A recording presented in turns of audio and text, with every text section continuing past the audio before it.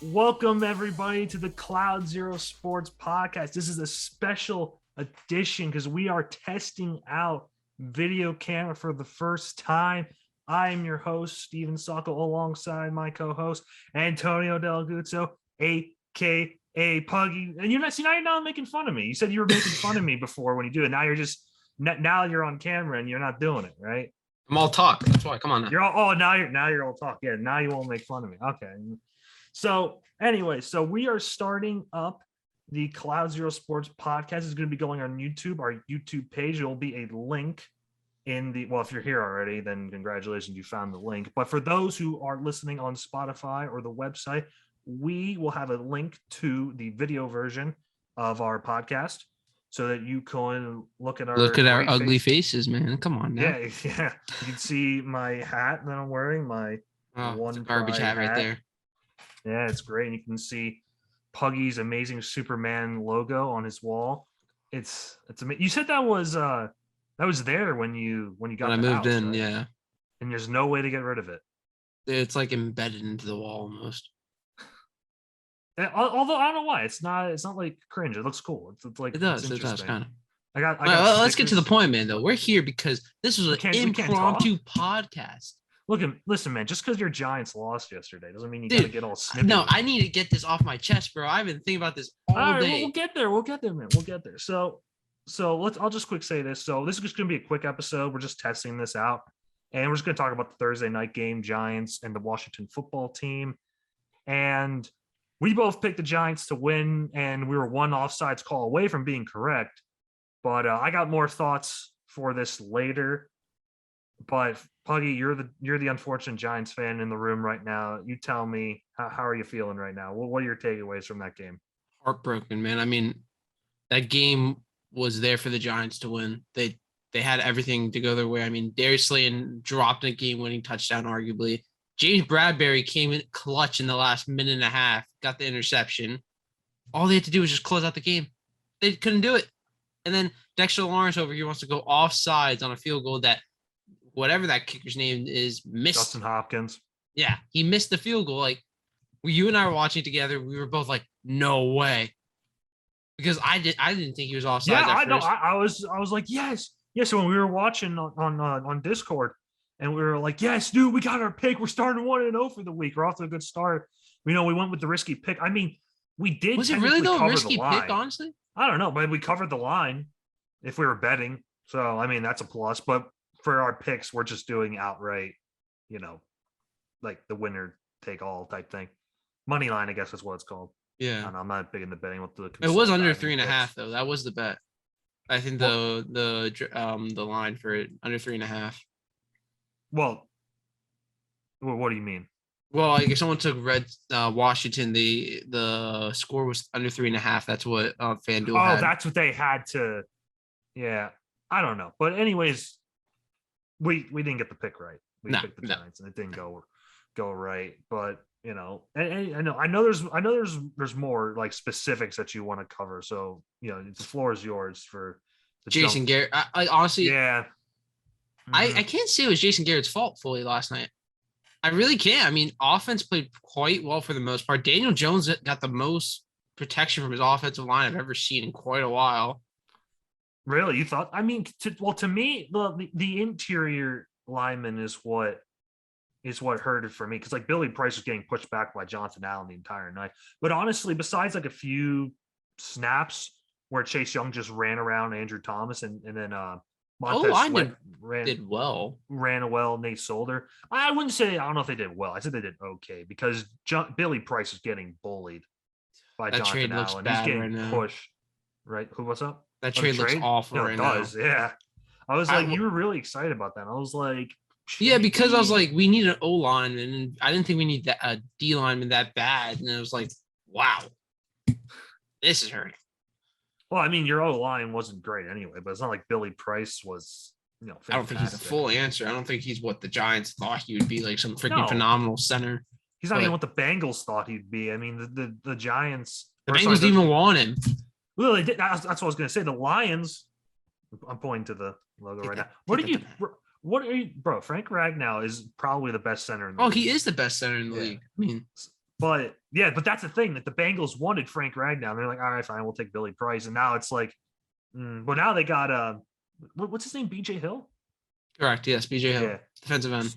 So yeah, I think he got a sack last week. I can't Yeah, remember. he did. Yeah, that's what I thought. Yeah, I was like, oh well, that's a good start for him.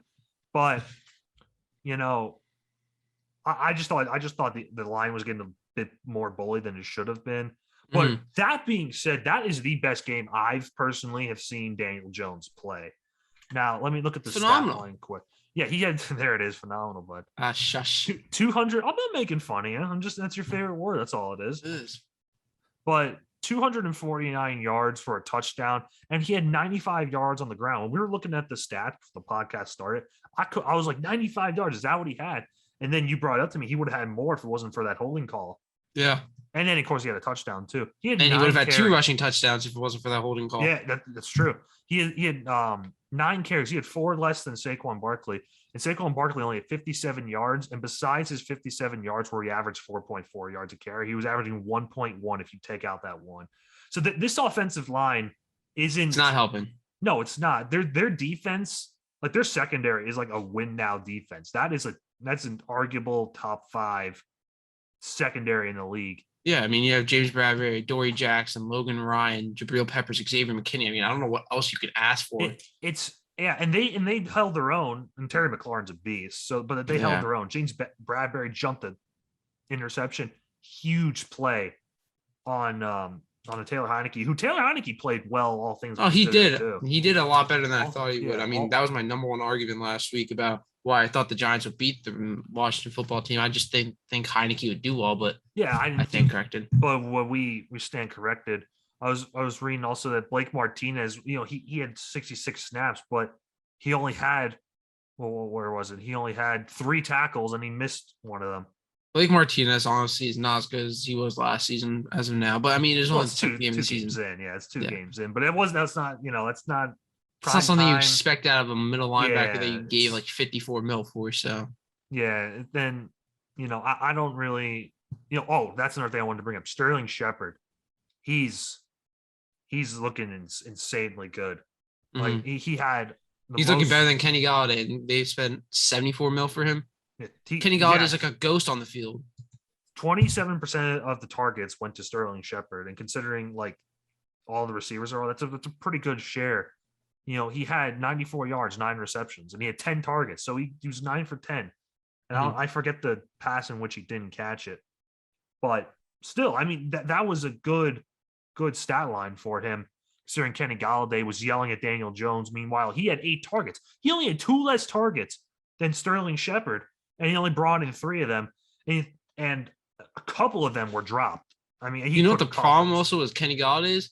He doesn't come close to the league average of yards, like separation. He's one of the worst in the league, and I think that's why the Lions let him walk because. I saw a stat line last night. He only got 1.52. The average is 2.87. Yeah, that's not. That's awful. That's not what you want from your so-called best receiver. Yeah. Because right now I'm looking at he's their 3rd best receiver right now. He's I take Slayton over him right now. Absolutely. Even though he dropped that pass, which was it overthrown? A tad bit, but when you're getting that much pressure, but it was in his hands. Yeah. It was in his hands. It was like right on the fingertips. He could have brought that thing in. And the thing is, everyone's like saying Daniel Jones overthrew him. Daniel Jones was getting pressure like crazy. Yeah. The fact that he threw a pass like that while getting on a back step almost. Yeah, that's a good pass in my eyes. Yeah, like the freaking Washington had what was it? They had 17 total pressures on the night. Like that's like good for them, and it's that's not great for the Giants. Like no, it's not. Like the Giants held up enough to keep them in the game, obviously, but you can't have that going forward. Like, this is Washington.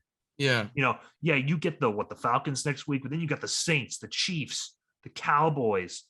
Their D line's hurt now too, but it's like there's way too many. This isn't getting easier. The Giants actually have a chance to potentially go 0-9 if they don't somehow beat the Falcons this weekend. Yeah, they're not in a good spot right now. They really aren't. Like they have the Falcons coming up, then the Saints, and the Cowboys, and the Rams, and the Panthers. I mean, they can potentially beat the Panthers.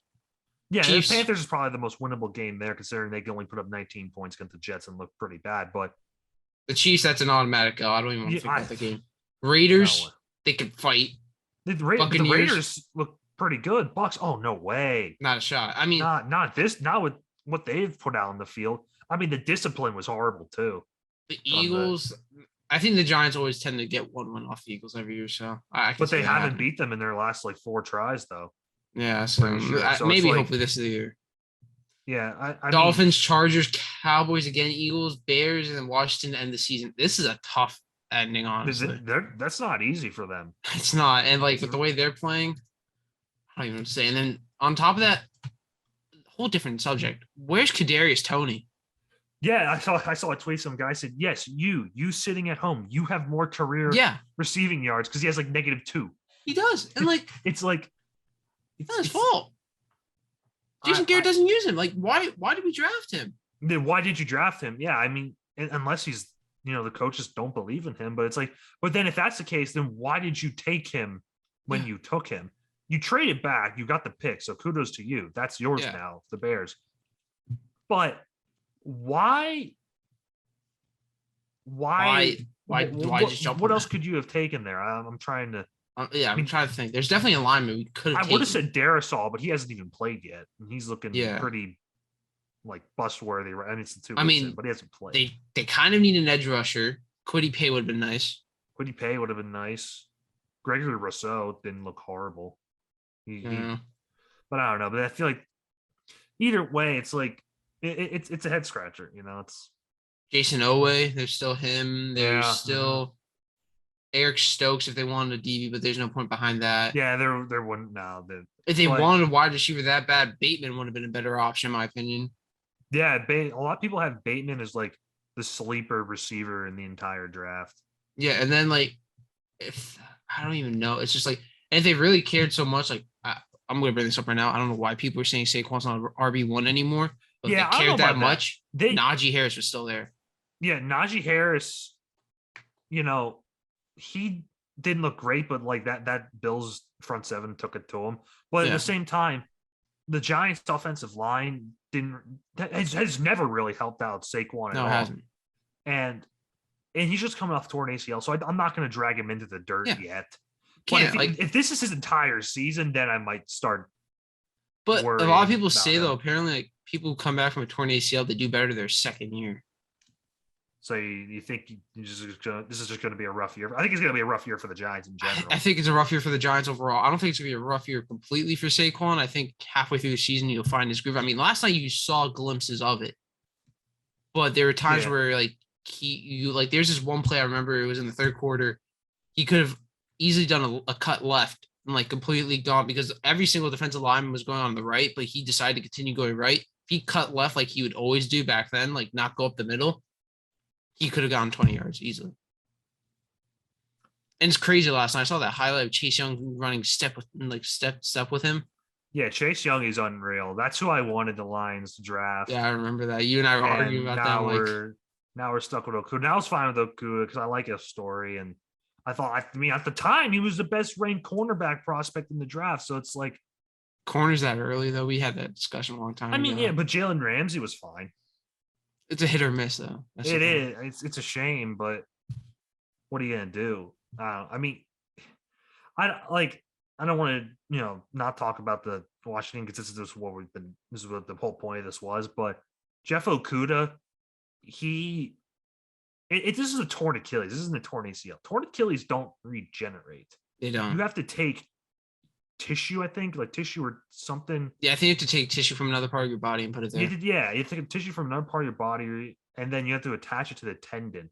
Yeah, he's never going to be the same. And when you think about people who've torn their Achilles, the only person who I could think that came back to full strength was Kevin Durant. Yeah, that's the first person I thought of. Yeah, pretty much anyone else who has a torn Achilles. I mean, DeMarcus Cousins was never the same. Yeah, I know this is basketball and football, but I'm just saying, like if you tear your Achilles, this isn't like, and he's a DB. He's got to remain step for step with these guys. This might be a hot take, but his career might be over. Not that I'm saying I think he'll return, he'll make a health recovery, but will he be able to, play at a high level when he was already an average player at best? Just Probably like not, who's going to honestly. want him?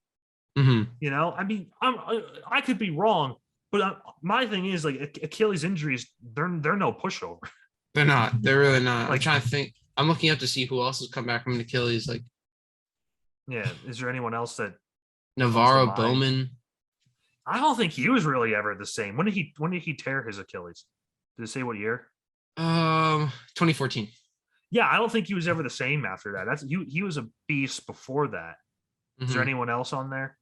Victor Cruz Victor Cruz. He wasn't the right. He wasn't wasn't the the same, same was either. he? Yeah, Achilles is a big thing, especially it like when you're in is. those like positions that require you to run a lot, like It's DB. especially DB. That's gotta hurt the most. Like with Kevin Durant, he's like a God-given He's a talent. freak. It's like, He's literally a freak. I mean, like God yeah, literally said, "Here you go. Here's all the talent in the world. Have fun." yeah. He's just he's so good. The only But thing like, that God gave him that he didn't like was a big foot. yeah, to the guy cost him the chance to the NBA Finals. Yeah, but I don't know. So Going back to the topic of Washington Giants game, yeah, I honestly think this could potentially be Washington's division to win. you Right think? now. Well, yeah, because of the Cowboys' injuries. Losing DeMarcus Lawrence is huge for the Cowboys. That hurts a lot, but they still have all their offense pretty much. Well, Yeah. Collins is tested positive for some type of drug. I don't know, so he's out for like 6 games. And then what's his name? Zach Martin still on the COVID list, right? I think he's eligible to come off of it. But then think about it though. Washington doesn't have their second wide receiver. Curtis Samuel's on IR right now until week 7. So I mean, they could potentially come back to normal. I don't know. I still like the Cowboys in this. As long as that offense remains as healthy as it can be, I just like them better. Mm-hmm. I could just say this now with utmost confidence with the way the Giants are playing. They are not making conversation anymore. No, I at this point the Eagles got to be put ahead of them, but their tests will come Sunday when they play the Niners. Yeah, honestly, I mean, because we took the Eagles. This Giants team has so much potential. Like on paper, it has potential, but nothing clicks. The offensive line, garbage. It's not garbage. I've seen high school offensive lines better. Receiving core should be good. The running back can't get going because the play calling's not good. Mm-hmm. And their DBs are great, so I'm not gonna. But their linebacking core is hit or miss. Yeah, our friend Derek always says about how they can't draft a good linebacker. It's true though. I mean, they can't cover a tight end. They can't. They really can't. I mean, how many yards did Logan Thomas have last night? 2. Let me look. He had. Where's Washington football team? 45. He had 5 receptions for 45 yards, but a lot of those were big plays. They were. It's not like it was like a tiny 5-yard dump off. It was literally like a good 15-yard chunk. Right. And then Ricky Seals-Jones had only 1 catch, and it was the catch of the night. That was a great touchdown. Yeah, it's like that entire drive was just like bang, bang, bang, screw you, Giants. It was like that was literally like in a minute. I feel like. Yeah, it was like J.D. McKissick down the sideline. He's gone like 40 yards, 50 yards. They were both wheel routes on top of it. Yeah, it's like they can't. It's like they can't cover the tight end or the halfback out of the backfield at all. It's just they're not aggressive enough. That's the problem with the Giants. I mean, like I told you last night, like, how do you have a 4th and 5 on their 5 and not go for it? I get it was like it wasn't the end of the first half yet by them, but still, like you're only up. I think they were actually down at that time. I'm like, take the points potentially. Yeah, I don't know. Taylor Heineke put up his first career when he was an XFL quarterback. He got 336 yards. He had that 1 bad interception, but it's like, overall he played. He played great. He played a great game. So did Daniel Jones. Daniel Jones pretty. That was Daniel Jones' best game in my opinion of all time. Yeah. So it's a shame. Unfortunately, we started 0-1 for our predictions, and it's a shame, man. I was looking forward to watching the Giants football this year, man, and then that was awful. You gotta lower your expectation, but going with nothing. All you want to see. You're the king of knowing this, aren't you? Yeah, you're in the same trap now, bud. You're almost there, but you're not, bud. You're just not. And it's like not. I go into the season. I have literally the only expectation I have is show life, and they showed life. So in the Lions, that's a win for me. That's the question is though. It's like, who do you blame at this rate? Do you blame Daniel Jones? Do you blame the offensive line? Do you blame Joe You're Judge? not blaming Daniel Jones after that game. After Daniel that Jones game, you're honestly not does not get the blaming blame. him. I saw someone trying to blame him on Twitter last time. Like, you're wrong. Your offensive line deserves most of the blame. Your coaching deserves a blame for its play calling and its discipline. The fact that they couldn't stay disciplined, at all. They had, the false starts were unreal. I mean, get in the game. Yeah. Come on. Yeah, exactly. Like, what's going on here? And then your GM is putting together a team that's like strong. Has in no one chemistry. area, It feels like. Yeah, but you didn't need a Dory Jackson. I mean, yeah, he's nice, but did you really would you rather have spent that money on like an elite linebacker? Linebacker by far. We had Darnay Holmes, James Bradbury. Could have picked up Joe Schmo for all I know. Like, the thing with DBs is like a DB can come out of nowhere like that. Yeah, and all of a sudden they're playing. I'm not knocking on Dory Jackson. I think he had some good plays last night. I mean, I'm just saying your linebacking core is weak, and it's more than weak. It's god awful. It but really it's is. not there. The last good linebacker I could think of that played consistent for us was Marcus Golden. Yeah, that phenomenal season, and then he went to Arizona after that. Yeah, the Lions linebackers aren't good either right now. I mean, I feel like that's a crucial part for defenses. Honestly, if you don't have good linebackers, it's like it is. It absolutely is. The front seven, I think, is important because of the front seven. The front seven can make the secondary look good. Secondary can't hold up forever if there's no rush. Look at the Steelers right now. Their secondary is not the strongest, but look at their front seven. Well, it doesn't matter. The front seven makes them look better than they are. Yeah. If they can't get pressure, it's gonna be interesting because I'm not afraid of Joe Hayden. Honestly, like you give me like Sterling Shepard versus Joe Hayden. I take Shepard. Yeah, but no rush, like just one-on-one, and then Daniel Jones is all day to throw. I'm taking Sterling. I mean, you probably would most receivers anyway.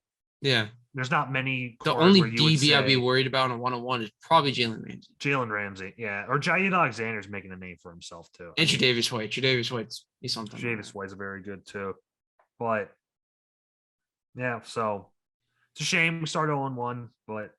Yeah, so is that it for our first run through? I got one more question, actually. Yeah, what's up? Do you think the Giants would be in a better situation right now if they never got rid of Odell? I think they would, honestly, personally. I mean, like, as much as everyone thinks he was a head case, he brought a lot of chemistry to that team. Everyone loved Odell. He makes those flashy plays that Kenny Golladay was brought in for. He's faster than Kenny. He makes more separation. It's just, I think it just had to move on from him. Like, it's kind of like. It's like the Calvin Johnson lines, honestly. Well, no, he just retired on his own. I was thinking more like Ben Simmons and the Sixers. Like, it's just time. Like, yeah, they could have played without him. Yeah. They could play with him, but it's just better if they moved on. So. It's a shame. I mean, I don't know. But then again, though, at the same time, those picks and trades we did probably wouldn't get to where our team is right now. So. Yeah. So, I wouldn't put too much into it. No, I wouldn't put too much thought into it. I mean, your receiving core is fine, honestly. It is, but they just need to find I feel like the number one problem with the Giants right now is there's no chemistry. There is no chemistry. I feel like hot take. I feel like the locker room might turn against Joe Judge halfway through the season. And I think there's a little bit of a fraudulent feeling from Joe Judge right now. He's honestly, as a Lions fan, he's giving me Matt Patricia vibes. He really is. The thing is, it's like, if I was a player, I would not like a coach making me run laps over laps just because of because that's going to solve the problem, right? Yeah, no, that does not solve any problem. Like Dexter Lawrence is running laps today, and that's not gonna prevent him from jumping off sides. Yeah, running laps isn't going to do that. And I'm just saying, how are you a former special teams coach and allow an offsides on a special teams play? I mean, yeah, well, I guess not on him, but it's like it comes back to the discipline thing. He's all about precision. Like, that was his number one thing in every press conference: precision. Yeah, but that's the thing. That's what reminds me about Matt Patricia. It's like, oh yeah, precision. We gotta get better. That's what Matt Patricia was like. Oh yeah, you called a horrible game and you called man the whole time. And they were killing you in man coverage. How do you come back from them? Patricia would be like, we just gotta get better. We gotta keep improving. It's like, come on. It's like that doesn't. The one thing I like about Dan Campbell is he kept himself accountable, and I think that's big. It's Yeah, like that's why I'm getting Joe Judge vibes. Like we're gonna improve and blah blah blah. Like it's just like if you're not winning, no one's buying into this. exactly. I And mean, like, that's think about what happened with Belichick. Matt Patricia. No one they weren't winning. No one was buying into it. He made enemies out of these guys. I mean, if if this happens right halfway through the season, where like veterans like James Bradbury, Dory Jackson, guys like those people want out because Joe Judge is still the coach. If he's still the coach, that's like 100% Matt Patricia vibes because like people wanted out of Detroit because he was running a tight ship that wasn't going anywhere. Exactly. That was the So, problem. you know, It's I all don't a know. matter of time. It's I don't know. I'm Hot not. take. I'm not a I'm big agreeing fan. on your hot take. I think Joe Judge might be gone by the end of the season. At this rate, I mean, 0-9's very likely. I mean, if they can't beat the Falcons, I mean, the Falcons probably have a worse all line than them. If they cannot beat them in the trenches, that is bad. If they can't win against the Falcons, Joe Judge might actually be on the chopping block very fast. I can tell you right now that I'm picking Atlanta next week. Really? Unless something drastic happens. I will still Atlanta. pick the Giants just because I'm a fan. I have to, but like, do you? I mean, I picked the Packers and the Niners. I'm picking the Giants. I still think they have a better overall team. Well, that's their best chance, but it's not a lock for me. I was thinking about It's not a lock for me either. But I'm unless like Matt Ryan goes down like on Sunday, I can't see myself not picking unless they look beyond atrocious against the Buccaneers. Yeah. So I guess we'll find out. Yeah, I guess we'll find out. But say it was fun doing this podcast. This was fun. Yeah, no, it was nice to see like expressions. I think that's going to be see my disappointment. Yeah, it's like now people see like what we're doing like behind the scenes. All the like, fidgeting with the pencil back man. of my head. Yeah, because these earbuds are driving me nuts. I've had them in too long. But yeah, no, I think this is good. You made a good recommendation. Well, what would it be like? What would you call it? Like border? Yeah, border. Yeah. I guess for us, yeah, they'll see it now. With the podcast. It'll be a lot of fun, man. Yeah. On to future podcast. Yes, sir. So we'd like to thank our sponsors here. We got Edwin the Barber. If you want a fresh cut like my man Puggy right here, hit up _Edwin the Barber _ on Instagram. Check out his schedule there. And if you want to listen to more fresh beats like this one, head over to 33 Ranger Music on SoundCloud. Everyone, thank you for sticking along for the podcast on the video format. This is a special edition. We're hoping to continue this. There might be situations where it doesn't work out, but overall, we're gonna be trying putting out these video podcasts. We're still at the Spotify and on the website, of course. If you listen in the car or wherever. But yes, thank you all for listening, and have a great day.